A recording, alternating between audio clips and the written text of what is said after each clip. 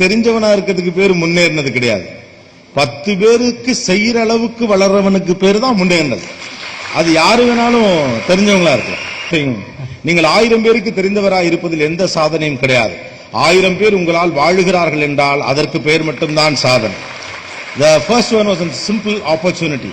Especially உங்க மாதிரியான communities அதுல நீண்ட காலமான அனுபவம் பெற்றவர்கள். ஆனா சமீப காலத்தில் இருக்கக்கூடிய இளைஞர்களுக்கு கொஞ்சம் சிக்கல் இல்லாத, பிரச்சனைகள் இல்லாத அமைதியான ஒரு வாழ்க்கை மீது ஒரு தீராத ஆனந்தம் இருக்கிறது. உண்டா இல்லையா?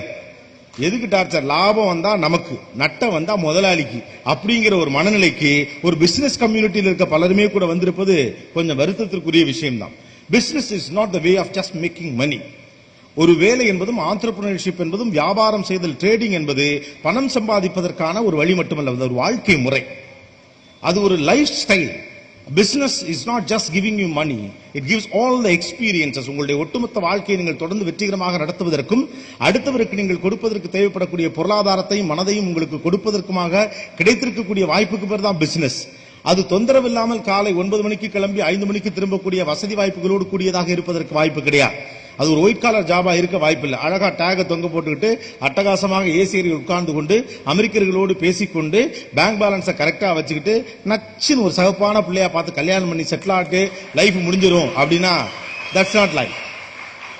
அதற்கு பேர் ஒரு வாழ்க்கை முறை அன்று. அது உங்களுக்கு கடைசி வரை என்ன விஷயத்தை கையில் கொடுத்திருக்கும்னா கொஞ்சம் பொருளாதாரத்தையும் உங்களுக்கான ஒரு குடும்ப வாழ்க்கையும். பிசினஸுக்கும் ஒரு இடத்தில் வேலை பார்ப்பதற்கும் அடிப்படையிலேயே ஒரு வித்தியாசம் இருக்கிறது. வேலை பார்ப்பதற்கு ஒரு மனசு வேணும், பிசினஸ் நடத்துறதுக்கு ஒரு மனசு வேணும். The person who is ready to take a risk is a businessman. எவன் ஒருவனால ரிஸ்க் எடுக்கிறதுக்கு துணிச்சல் இருக்கோ அவன் மட்டும்தான் பிசினஸ் மேனாவே முதல்ல இருக்க முடியும். that's an attitude. ரிஸ்க் எடுக்கிற ஆட்டிடியூடுங்கிறது ஒரு பிசினஸ்ல இருந்து கிடைக்குதுங்கிற காரணத்தினால மட்டும் ஒருத்தர் பிசினஸ் செய்யணும்னு சொல்லவில்லை. ஆனா ரிஸ்க் எடுக்கிற ஆட்டிடியூடுங்கிறது வாழ்க்கையில தேவைப்படுது, சமூக சூழல்ல தேவைப்படுது. இன்னைக்கு டப்புன்னு ஒரு விஷயம் யோசிச்சு பாருங்களேன்.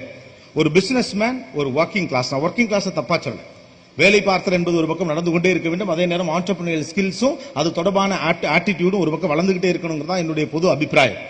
ஆனா இந்த பிசினஸ் மேன் ஒருத்தர் இருப்பார், அவரே வச்சுக்கோங்க, ஒருத்தர் நல்ல பதவியில் இருக்கக்கூடிய வேலையில் இருக்கக்கூடியவர் அப்படின்னு வச்சுக்கிட்டாலும் 2 பேருக்குமான வாழ்க்கை முறையே வேறு மாதிரி இருக்கு. தபால் ஒரு பெரும் பிரச்சனை ஒன்று வருகிறதுனா ஒரு வேலையிலே இருக்கிறவர் ரொம்ப உடைஞ்சு போயிருவார். ஆனா ஒரு பிசினஸ்ல இருக்கவர் பாத்துக்கலாம்டா அப்படின்னாரு. 10 நிமிஷம் 20 நிமிஷம் மேக்சிமம். அதுக்கப்புறம் ஒரு டீயை குடிச்சுட்டா திடீர்னு கோடீஸ்வரர் ஆன மாதிரி 1 ரூபா டீல ரெடி ஆயிருவாங்க. குறைவாக சம்பாதிக்கிறானோ அவன் தன்னுடைய குடும்பத்தை காப்பாற்றுகிறான். எவன் நிறைய சம்பாதிக்கிறானோ அவன் ஒரு சமூகத்தையே காப்பாற்றுகிறான். நீங்கள் யாரை காப்பாற்ற வேண்டும் என்பது நீங்கள் தான் முடிவெடுக்கணும். நான் ரிஸ்க் இல்லாம நிம்மதியாக அமைதியான ஒரு வாழ்க்கைக்குள் நான் போகிறேன் என்று இளைஞர்கள் எல்லோரும் வேலை பார்க்க போயிட்டா ஒரு ஆண்டர்பிரினியல் ஸ்டேட் ஒரு கன்சூமரிக் ஸ்டேட்டா மாறி போயிடாதான். பிசினஸ் ஊற வச்ச அதனுடைய ஞானங்கள் எல்லாத்தையும் கரைச்சு குடிச்ச ஒரு பிசினஸ் கம்யூனிட்டி ஒரு next generation of entrepreneurial excellence நமக்குள்ள உருவாக்கணும். பணக்காரனாகவும் அடுத்த நாளே பராரியாகவும் அடுத்த நாளே தன்னம்பிக்கையால் மீண்டும் பணக்காரனாவதும் எல்லாமே பிசினஸ்குள்ள தான் நடக்கும். Believe it or not, the person who is doing a business is the ruler. எவன் வாணிபம் செய்கிறானோ, எவன் பொருட்களை உருவாக்குகிறானோ அவன் தான் உலகத்துல ரூலரா இருக்க முடியும். வேலைக்கு போய் நீங்க வளர்ந்தா உங்க புள்ள வளரும், உங்க பொண்டாட்டிக்கு நகை வாங்கி போடலாம், சொந்தக்கார தாயவளை எல்லாம் பெருமையா நினைப்பாங்க, கல்யாணத்துல எல்லாம் ஃபர்ஸ்ட் ரோல இடம் கொடுப்பாங்க, முடிஞ்சா மேடையில கூப்பிட்டு நிக்க வச்சு போட்டாலாம் எடுத்துக்குவாங்க. ஆனா ஒரு பிசினஸ் மேன் டெவலப் ஆனா அவனை நம்பி, அவன் கொடுக்கிற காசை நம்பி, அவன் கொடுத்த வேலையை நம்பி 100 ஏழை வீட்டுல கல்யாணம் நடக்கும். அதுதான் கல்யாணம். ஏதோ ஒரு பணக்கார வீட்டுல ஃபர்ஸ்ட் ரோல இடம் கிடைக்கிறது வாழ்க்கையா, நம்மளால ஒரு 100 வீட்டுல அடுப்பெறுகிறது வாழ்க்கையா அப்படிங்கிற அந்த இமோஷனல நம்ம பிள்ளைகளுக்கு நம்மளால சரியா கம்யூனிகேட் பண்ணிட முடியும்னாலே the first thing is over. வாழ்வதற்கு ரொம்ப பெரிய சிரமம்லாம் பட வேண்டாம், சாதிப்பதற்குத்தான் நிறைய சிரமம் பட வேண்டும். அதான் முக்கியம். Even a dead fish will flow with the water. ஒரு செத்து போன மீன் கூட தண்ணி ஓடுற ஓட்டத்தோட அப்படியே ஓடும். ஓடுமா ஓடாதா? செத்து போன மீன் தண்ணி ஓடுற ஓட்டத்தோட அதோட போயிட்டே இருக்கும், அதுவும் மிதக்குது. But a live fish only swim against the current. தண்ணியை எதிர்த்து அடிச்சு இப்படி போகுது பாருங்க, அதுக்கு பேர் தான் உயிருள்ள மீன்.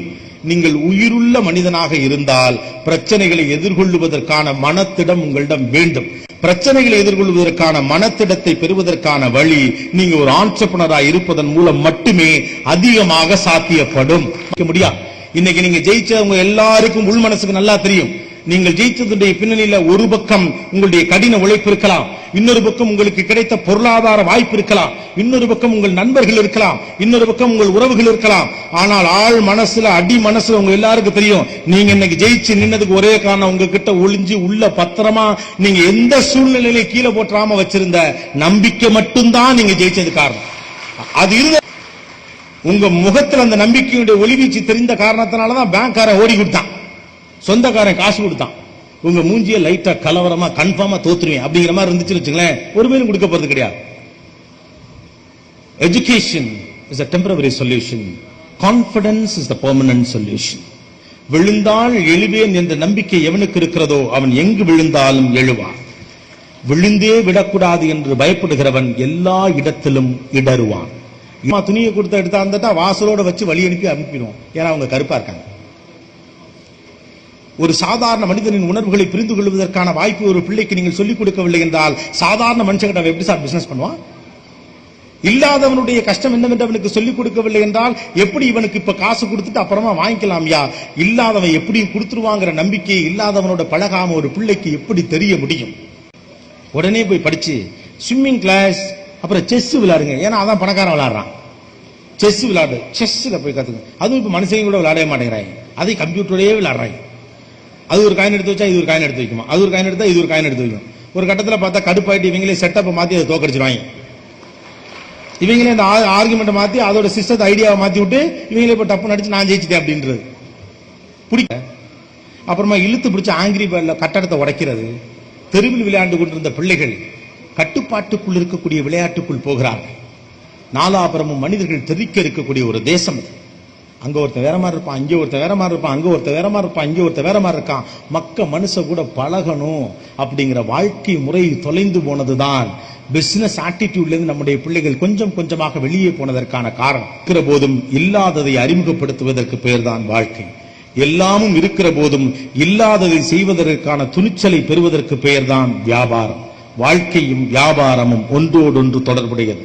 பிள்ளைகளிடம் தன்னம்பிக்கையை கொடுங்கள், தானாக நம்முடைய பிள்ளைகள் மிகப்பெரிய விற்பனர்களாக வருவார்கள். உங்களிடம் இருக்கக்கூடிய கிரியேட்டிவிட்டியை டெக்னாலஜி ரூட்ல கன்வெர்ட் பண்றதுக்கான ஒரு மிகப்பெரிய ஸ்பேஸ் நம்ம கிட்ட இருக்கு. அதை தயவு செஞ்சு விட்டுறாதீங்க. இந்த இளைஞர்கள் இன்றைக்கு இருக்கக்கூடிய இந்த மாய உலகத்துடைய கண்ணாடி கதவுகளை தாண்டி வியர்வைக்கு பின்னால் ஒரு மிகப்பெரிய வெற்றி இருக்கிறது என்பதை உணர்ந்து கொள்ளுங்கள். சந்தன காற்று நம் ஜன்னலில் வீசட்டும், சரித்திரம் நாளை நம் சாதனை பேசட்டும்.